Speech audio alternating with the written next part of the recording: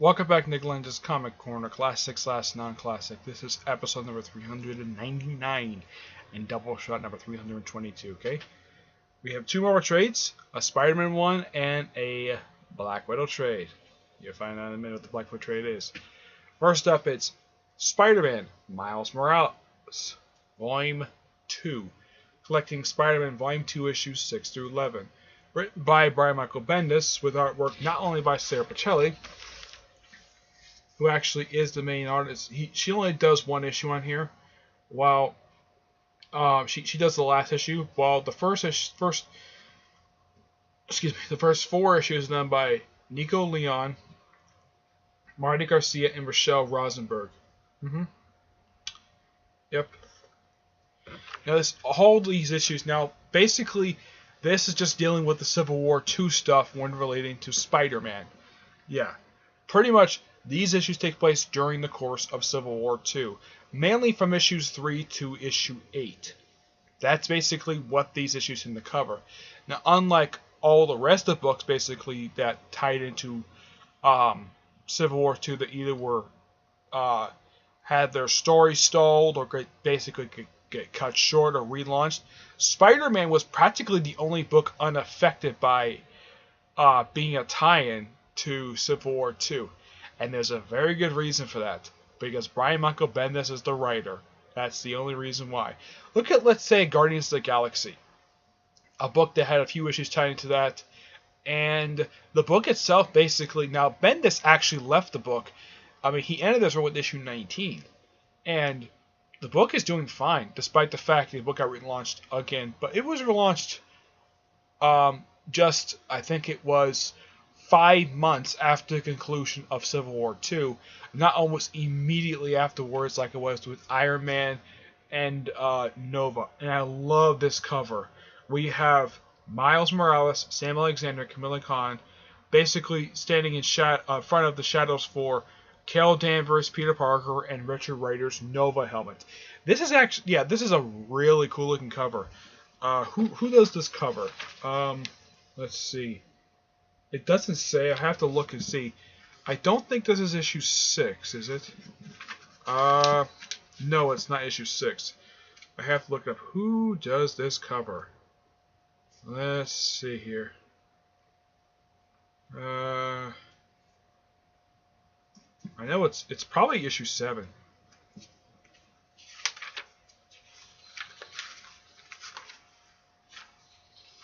No, it's not issue 7. Maybe it's 8.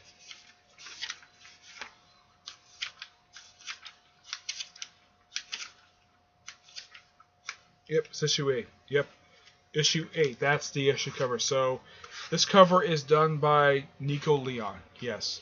Now, who shows up in here aside from, of course, Spider-Man and, of course, Carol Danvers? We also have appearance by Luke Cage and Jessica Jones. Jessica Jones pops up for a few issues. Now, her appearing in these issues is not very surprising. There's a very good reason why she shows up in here. Because Bendis created her. And it's not a bad idea. I mean, she's popped up a few times outside of her own book. I mean, she popped up, well, since her series started, she's also, of course, was regularly appearing in the Power Man First book, which she appeared in pretty much all 15 issues as a supporting character. She also appeared in the flashback for the whole thing, dealing with the whole Deadpool-ish, that 13th, that 4 books in one thing that cost $10. She appeared recently in Hawkeye, and excuse me, I think that's it. Oh yeah, she also did a Free Comic Day story. Of course, she's also going to appear in Defenders comic soon, what Bendis is doing, which I'm looking forward to. Excuse me, when it comes out sometime next month. Okay, but and one thing that's really funny in here is that well, basically when Luke and Jessica Jones show up. Now, I love this line from Miles, basically, where he says to Luke, basically, because Luke does know that Miles is Spider-Man. Miles says to Luke, he says, "You're my dad's favorite superhero," and Luke Cage is like, "That's cool. I love that." Yeah, I mean, that is really cool. A guy like Miles, who is a superhero, and his father's favorite superhero is another black superhero, aka Luke Cage. Awesome character. And I know he's got a series now written by David Walker, whichever the first issue for that. It's amazing. Yeah, the first couple issues don't really much deal with Civil War II. It's not until issue 8, issues 8 through 11 deal with Civil War II. Mainly those issues take place, well, somewhat concurrently throughout the issues of issues 3 through 8. And also, Felicia Hardy shows up in here. Doesn't really fight Miles, but yeah. And of course, I do agree with the sentiment that turning Black Cat back into a villain was a terrible idea. Why? Because it's a step backwards. Because this woman was featured on 2 superhero teams. She was featured on the third version of the Heroes for Hire, and she was a member of the Defenders. And yet in here, she's back being a villain with Tombstone as her henchman, though Tombstone also works for Tombstone for some reason. Yeah, actually, it's Hammerhead. Yeah, Hammerhead, who basically works for her and works for Tombstone for some reason. It's never really probably explained. But these issues are actually pretty good. Despite what happened with Civil War II, the tie-ins are actually pretty good. And Bendis does a pretty good job still running this. It's a little bit better than the first few issues where basically the pacing was very slow. The pacing was terrible. The pacing gets much better from this point forward. So I'm going to give this book a 9.25 out of 10. I give it a quarter because the pacing improves tremendously after it stalled during the first 2 issues. Okay. Next up is Black Widow, Web of Intrigue. This collects Marvel Fanfare 10 to 13, Bizarre Adventures 25, and Black Widow Winter's War. Now, all the issues in here, except for the last one, are written by Ralph Macchio. I think it's how you pronounce the guy's name. Yeah, George Perez also is his co-writer for the Marvel Fanfare issues. And this was actually sort of Black Widow's basically first solo venture where she's not like teaming up with somebody or being a villain. Now I'm a little surprised this trade did not include her the issue of Amazing Spider-Man when she first puts on this costume. But given that what to will, oh, in case you're wondering now on the back cover here, that is actually artwork from Bizarre Adventures 25. If you're wondering who is the artist for this one, it's now, I'm thinking, is it this particular guy? No, he has really nothing to do with it. Now the Bizarre Adventures issue is drawn by a guy who is considered to be a pretty bad artist because of how terrible he draws women. His name is Paul Gulacy. Here's some samples of his artwork. Let's see.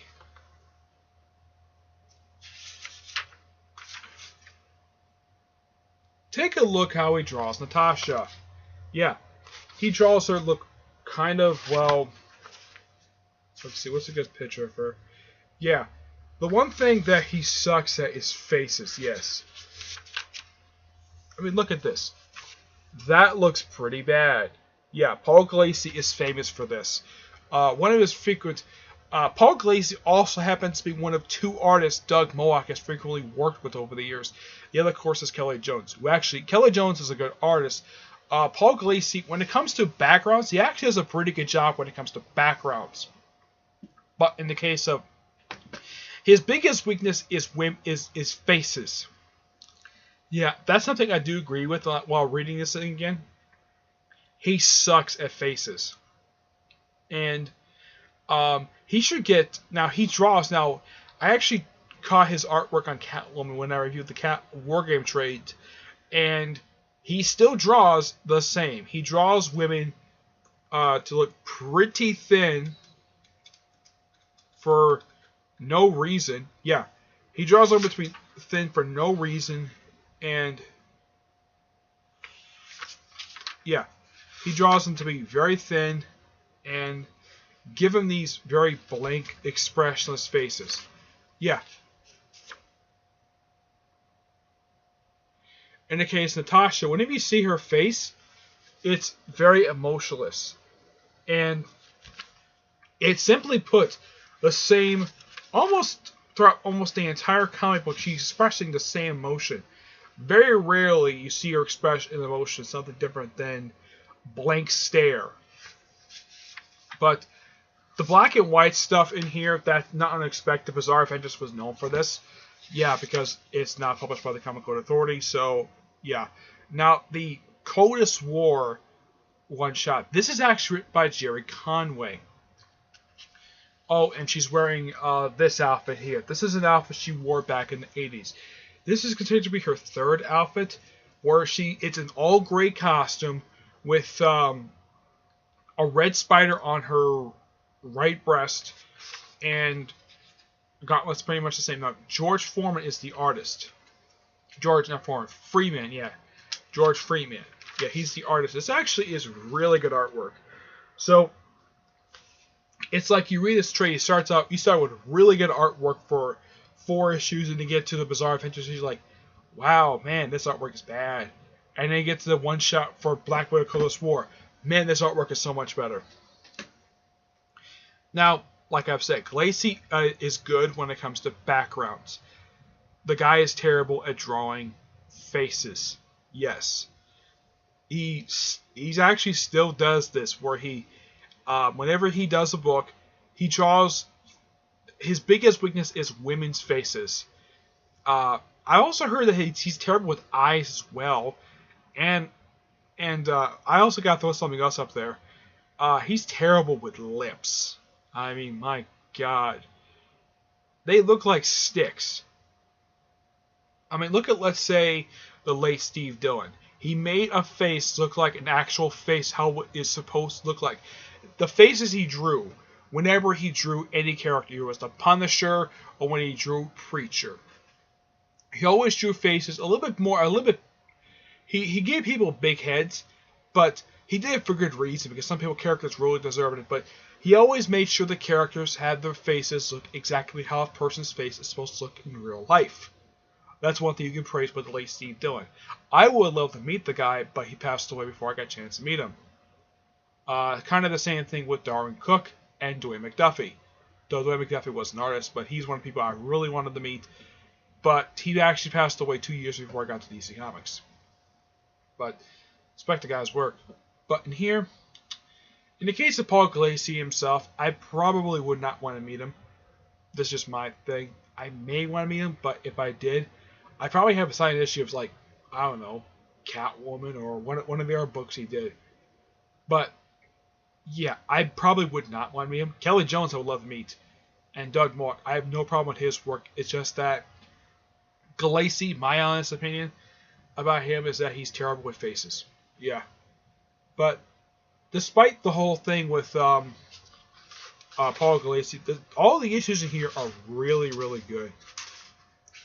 One of the most weirdest scenes. Okay, you open up the first issue, and you have Natasha, where she is she's drying out from her bath, and then Shield agents break into her penthouse, and somehow in between pages she managed to slip on her costume, and she's dripping wet.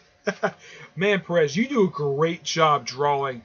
Though he draws Widow to be kind of, well, big. Not like chubby, more like very beefy. But it's fine. He draws Black Widow how she's supposed to be drawn, which is great. You gotta love George Perez for doing that. I would love to meet the guy, but my dad was having a panic attack. I was going to meet him and make a con in Orlando, but because he was having a panic attack, I wasn't able to attend the Love is Love event, and I would have him sign my Deathstroke trade and an issue of Starfire, which I had signed by Jim Hunt and Amanda Connor. My goal for that particular book was to have him sign it along with